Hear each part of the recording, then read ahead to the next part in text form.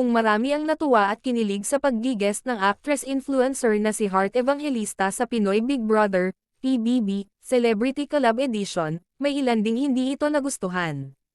Pumasok ang kapuso actress bilang house guest sa sikat na bahay ni Kuya kahapon, June 8, 2025. Sa social media ay nagpahayag ang ilang loyal viewers ng PBB na hindi muna sila manunood habang nasa loob ng bahay ang influential celebrity. Ito ay dahil sa koneksyon ni Heart sa asawa niyang Senate President Cheese Escudero, na inaakusahan ngayong nagde-delay sa impeachment trial ni Vice President Sara Duterte. Noong 20th Congress pa ipinasa ng House of Representatives ang impeachment complaint sa Senado.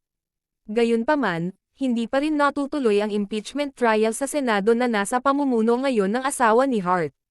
Maraming senador at law experts ang nagpahayag ng pagkadismaya sa desisyon ni Senator Cheese na hindi muna isagawa ang impeachment trial ni VP Sara.